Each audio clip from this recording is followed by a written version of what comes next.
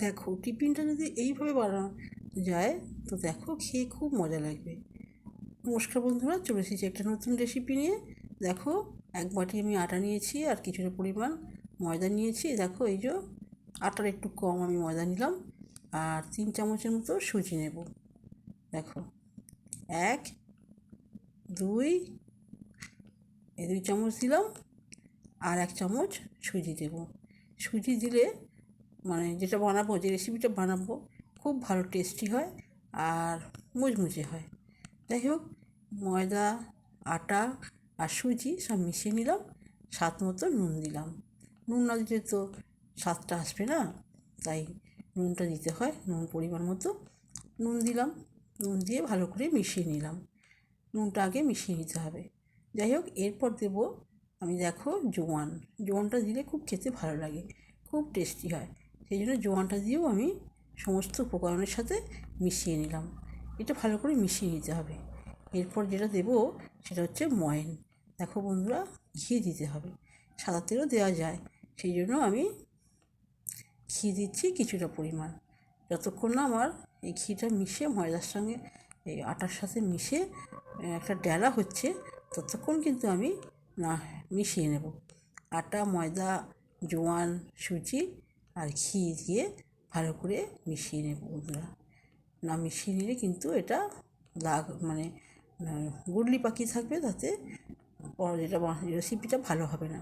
সেই জন্য ভালো করে মিশিয়ে নিয়ে, দেখো এই যে ডালা ডালা হয়ে গেছে। এই যে চেপে চেপে দেখছি ডালা হয়েছে, ডালাটা ভাঙতে হচ্ছে না হাত দিয়ে। যাই হোক, জল দিয়ে আমি মেখে ফেললাম। রেসিপিটা জল দিয়ে মাখা হয়ে গেল। দেখো বন্ধুরা, এরপর একটু ঘি দিয়ে ভালো করে মাখিয়ে নিয়ে, এই যে ডোটা করেছি, ডোটা করার পর একটু ঘি দিয়ে ভালো করে মাখিয়ে নিয়ে চাপা দিয়ে রেখে দিতে হবে। এই ঘিটা দিয়ে না, এই ডোটা খুব মানে বাইরে থেকে কোনো, ভেতরে তো নরম আছেই, তৈলাক্ত জিনিস আগে দিয়েছি, ময়ান দিয়েছি, এবারও দিলাম বাইরে। তো যাই হোক, বাইরের বাতাসটাকে টানতে পারবে না, তাহলে শুকনো হবে না। সেই জন্য ওটা চাপা দিয়ে বানাচ্ছি রেসিপির জন্য একটা সাইড রেসিপি। দেখো খুবই সহজ, এটা যারা রান্না করতে জানে না তারাও পারবে, খুব সহজ। আলুগুলোকে ছোটো ছোটো করে কেটে নিয়েছি দেখো, আর জল দিয়েছি, জল ফুটে গেছে, কাঁচা লঙ্কা দিয়েছি, নুন দিচ্ছি। দেখো খুবই সুন্দর, এটা একটা সুন্দর একটা গন্ধ বেরোয় কাঁচা লঙ্কার। যাই হোক, দুটো কাঁচা লঙ্কা দিয়ে, কাঁচা আর পাকা লঙ্কা আর সর্ষের তেল দিলাম, কাঁচা সর্ষের তেল দিয়ে ঢাকা দিয়ে দেবো। দেখো বন্ধুরা, এটা ভালো করে দিয়ে মানে চাপা দিয়ে দেবো, একটা ঢাকা দিয়ে দিলাম। দিয়ে সেদ্ধ হওয়া পর্যন্ত ঢাকনাটা দেওয়া থাকবে বন্ধুরা। সকালে টিফিনের জন্য এই রেসিপিটা দারুণ দারুণ মজাদার রেসিপি। যাই হোক, একটু কালো জিরে দিয়েছি, দেখতেই পাচ্ছ বন্ধুরা, আর সর্ষের তেল দিলাম, দিয়ে একটু কাঁচা লঙ্কা দিলাম। দেখো, দিয়ে এরপর কী দেবো জানো, এতে একটু যে এটা কুচিয়ে রেখেছি, মানে পেঁয়াজ, পেঁয়াজ দেবো। এই যে কুচানো পেঁয়াজ দিলাম। পেঁয়াজটাকে ভালো করে ভেজে নিতে হবে। পেঁয়াজ ভালো করে না ভাজলে এই রেসিপিটা মোটেও ভালো হবে না। পেঁয়াজটা তেল দিয়ে ভালো করে ভেজে নিতে হবে, বেশ লাল লাল মতো হবে। তখন কিন্তু আমি আর একটা উপকরণ এর সাথে মেশাবো, খেতে কিন্তু দারুণ হবে, খুব দারুণ হবে। তোমরা একটু বানিয়ে দেখো। যাই হোক, একটু নুন দিলাম, স্বাদ মতো নুন দিলাম, নাহলে তো পরে আবার নুন দিতে হবে, তাই স্বাদ মতো নুন দিলাম। এই দেখো কী জিনিসটা আমি মেশাচ্ছি, এটা হচ্ছে তোমার ছাতু। এই ছাতুটা 3 চামচের মতো, আর পরিমাণ মতো 3 চামচের বেশি দিয়েছি, পরিমাণ মতো ছাতু মেশালাম।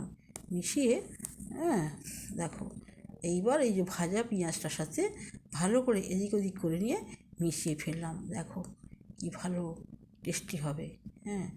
এবার এইটা দিয়ে,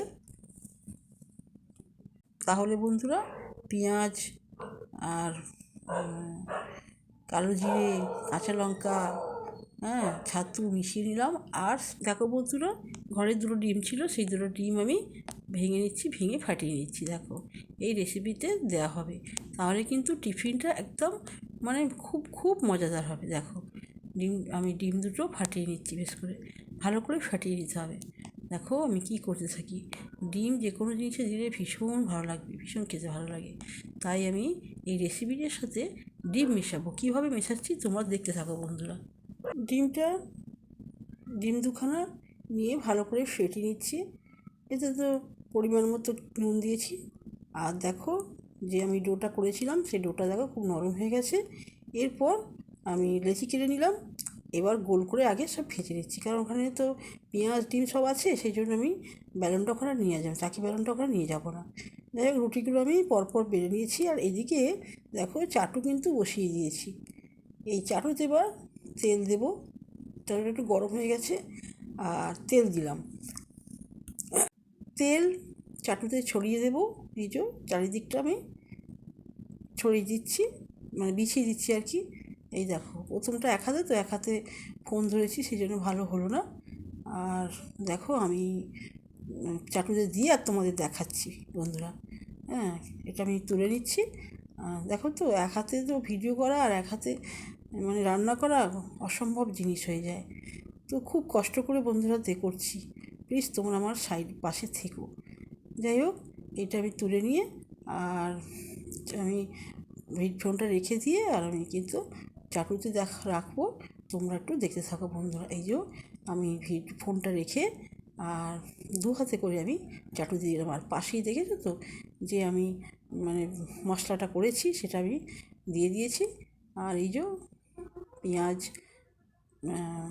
ছাতু এই সমস্ত দিয়ে যে আমি এটা একটা মানে পুর বানিয়েছি, ওর মধ্যে আমি কাঁচা ডিমটা ঢেলে দিলাম। দেখো বন্ধুরা, দিয়ে এবার কিন্তু আমি রুটিটা মানে পরোটাটা আর কি মিশিয়ে দেবো। একটু ডিম বেরিয়ে গেছে, সেই জন্য চারিদিকটা তুলে নিচ্ছি খুন্তি দিয়ে। নিয়ে এইবার একটু তেল দিয়ে, অল্প তেল দিয়েই এটা ভেজে নিতে হয়। খেতে দারুণ, কারণ ভেতরে পেঁয়াজ আছে আর ছাতু আছে, আবার ডিম আছে। খুব খেতে টেস্টি হবে বন্ধুরা। খেলে এটা মানে টিফিনের জন্য দারুণ। বাচ্চারা কিন্তু ভীষণ ভালোবাসবে, ভীষণ ভালোবাসবে। দেখেছো, এই পুরটা দিয়ে দিলাম, একটা দেখালাম আর একটা দ্বিতীয়টা আমি দেখিয়ে দিচ্ছি। এইভাবেই আমি সমস্ত মানে কী নাম বলবো এটা, ছাতুর পুর, ডিমের পুর, জানি না বন্ধুরা। জানলে তোমরা একটু আমায় বলো এর কী নাম দেওয়া যেতে পারে। যাই হোক, তো এইভাবে মানে ছাতু আর পেঁয়াজের পুরটা দিয়ে ওর মধ্যে ডিম দিয়ে দিলাম। দিয়ে এবার চারিদিকে মানে ভালো করে মুড়ে দিয়ে দিলাম। হ্যাঁ, মুড়ে দিলাম যাতে না ডিমটা বেরিয়ে যায়। আর তারপরে একটু তেল দিয়ে আমি এটা অল্প তেল দিয়ে ভেজে নেবো। বিশেষ তেল লাগে না বন্ধুরা, খুব মানে খেতে টেস্টি হবে। তাই আমি এইভাবেই টিফিনটা নতুনত্ব করা দরকার। টিফিনটা সত্যি আমাদের দরকার, কিন্তু আমি সময় পাই না, ঠিকমতো টিফিন করতে পারি না। আজকে একটু সময় পেলাম, ভাবলাম এই প্রসেসে একটা টিফিন করি। লুচি পরোটা সবসময় তো হয়, তো একটু ডিম দিয়ে ছাতু দিয়ে একটু নতুনত্ব করা যায়, তাই একটু ইউনিক রেসিপি করলাম বন্ধুরা। তোমরা দেখো, হ্যাঁ, ভালো লাগলে তোমরা একটু বানিয়ে খেয়েও দেখো, সত্যিই খুব ভালো লাগবে খেতে, ভীষণই ভালো লাগবে। আর এর সাথে মানে ঘুগনি, ডাল এসব খাওয়া যেতে পারে, কিন্তু আমি ওটা করতে পারিনি, সকালের সময় হয়নি, বা ওটা করা খুবই চাপ আমার পক্ষে এখন। সেই জন্য আমি হালকা একদম টেস্টি আলুর তরকারি, সাদা আলুর তরকারি দারুণ লাগবে কিন্তু। হ্যাঁ, ওদের যদি একটু হিং আছে, হিংটা দিতে ভুলে গেছি। ওদের কাঁচা লঙ্কা আর সর্ষের তেল, এত সুন্দর গন্ধ লাগে না, মানে কাঁচা তেলটা ছড়িয়ে দিলে আর চাপা দিয়ে দিলে না, তরকারিটা হেভি টেস্টি লাগে আর সুন্দর একটা গন্ধ বেরোয় কাঁচা লঙ্কা। মানে এইটার সাথে ওই আলুটা, সাদা আলুর রেসিপিটা আমি করলাম, তোমরা নিশ্চয়ই দেখেছো। আর প্লেটটা আমি সাজিয়ে পেয়েছি, দেখো এইরকমভাবে করেছি। তোমাদের ভালো লাগলে তোমরা একটু লাইক করো, কমেন্ট করো। আর নতুন বন্ধুরা যারা আছো তারা তোমরা সাবস্ক্রাইব করো। পুরনো বন্ধুদের অশেষ অশেষ ভালোবাসা, নতুন বন্ধুদের অশেষ ভালোবাসা, আমার বুক ভরা ভালোবাসা। দেখো, এই আলুর তরকারিটা আমি সাদা আলুর তরকারি করেছি, খেতে কিন্তু হেভি লাগে বন্ধুরা। তোমরা আমার পাশে থেকো। টাটা, ভালো থেকো।